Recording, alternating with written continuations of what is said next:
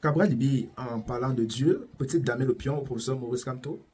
On sait que le professeur Maurice Kamto a rarement, de façon publique, exprimé son point de vue sur les affaires du foyisme. Et lorsqu'on sait qu'aux États-Unis, Donald Trump a remporté les élections en mettant en avant son esprit religieux, j'allais dire, du christianisme. Écoutez ce que Cabral Libi dit des religions et comment il pense gouverner le Cameroun. Chers compatriotes, je vous salue. Je m'autorise cette brève sortie pour exprimer mon indignation suite aux propos qui ont été récemment tenus par le ministre de l'administration territoriale à l'endroit des églises. C'est contenu dans une vidéo qui est d'ailleurs devenue virale. Il faut préciser d'entame que ce propos qu'il a tenu à deux parties, vraiment dans ce petit extrait d'à peine 30 secondes qui circule. Dans la première partie, il fait un rappel judicieux. Il précise que seul le président de la République peut par décret autoriser l'existence d'une église au Cameroun. C'est le régime de l'autorisation qui est contenu dans la loi qui régit le fonctionnement des associations, notamment les associations religieuses. Mais tout de suite après, dans le même propos, il tient un propos menaçant à l'endroit des églises de réveil et déclare que celles-ci doivent commencer à faire leur bagage avant qu'ils ne se penchent sur elles. Et c'est ce propos menaçant qui est inadmissible. D'abord, la juxtaposition immédiate des deux propos, le rappel de la loi et le ciblage des églises de réveil, donne l'impression que ces églises de réveil sont illégales.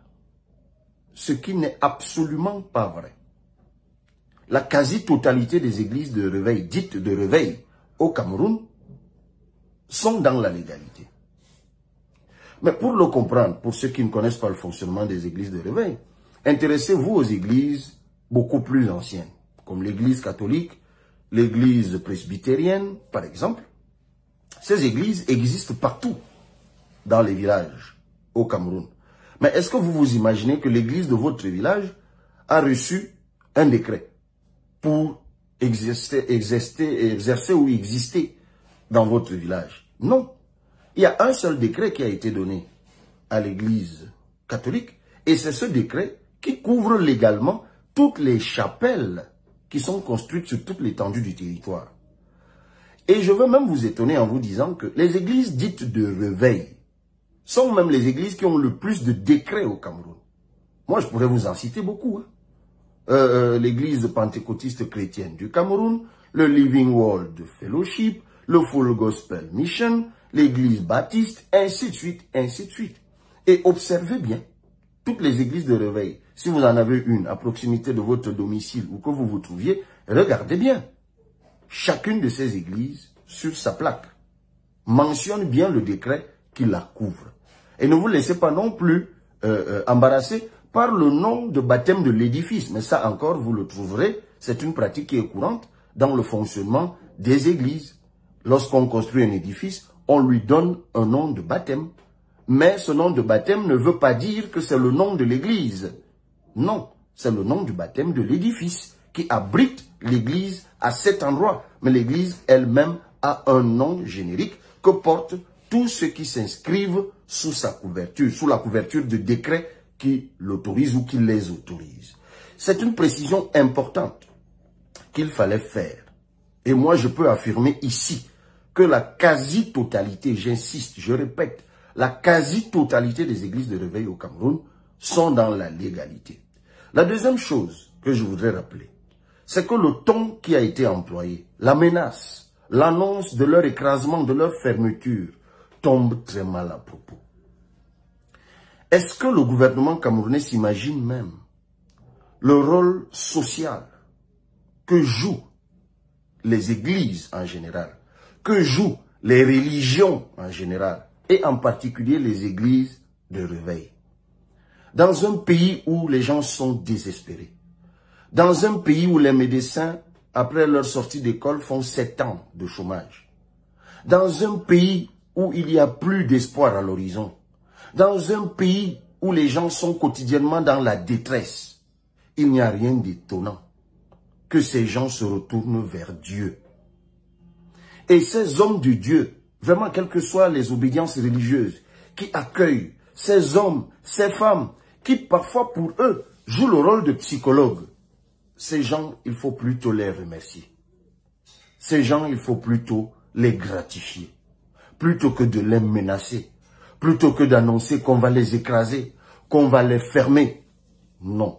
Les églises, globalement, et les églises de réveil en particulier, jouent un rôle social important.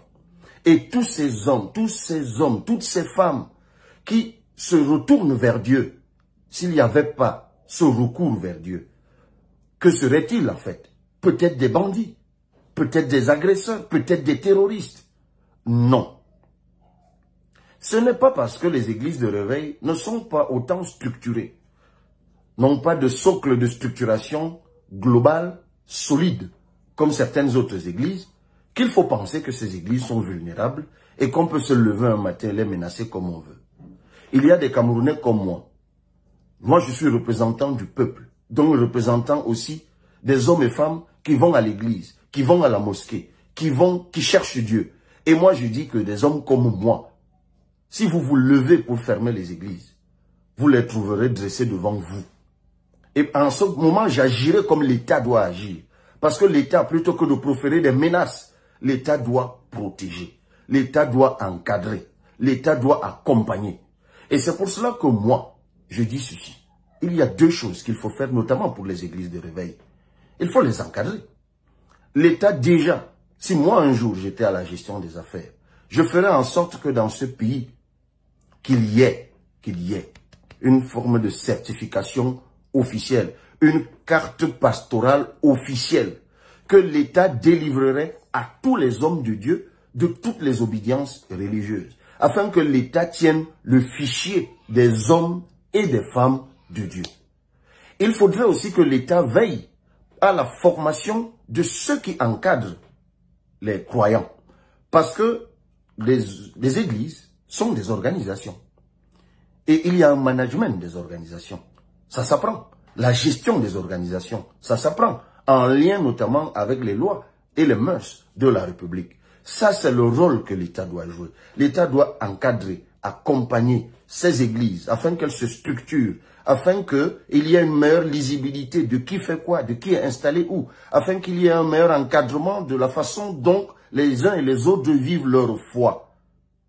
C'est ce qui est attendu de l'État. Et c'est ce que moi je ferai. Je l'ai dit, une carte pastorale officielle pour tenir le fichier des hommes et des femmes de Dieu de toutes les religions du Cameroun et un encadrement de ces églises, une structuration de ces églises.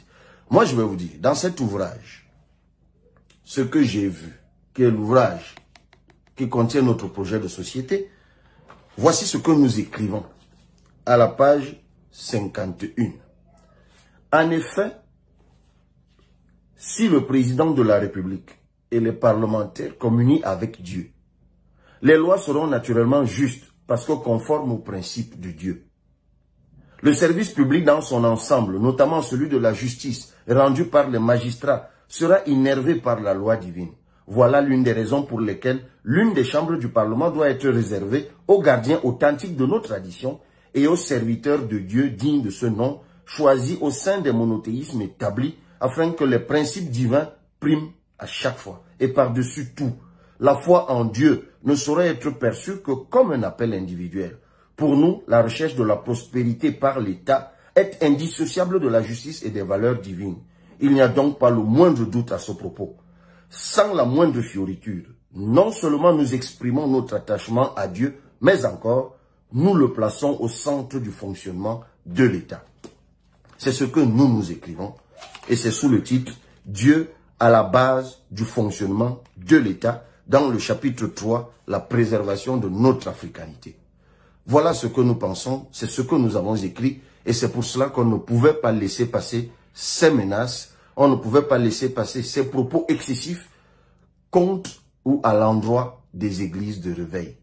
Il faut encadrer, il faut accompagner et il faut remercier les hommes et les femmes de Dieu qui encadrent les millions de Camerounais qui se sont retournés vers Dieu. Et il ne faut surtout pas mentir en laissant croire que les églises ou que les églises de réveil sont illégales. Cela est faux. Et ça appelait immédiatement une correction de notre part. Que Dieu bénisse tout le monde.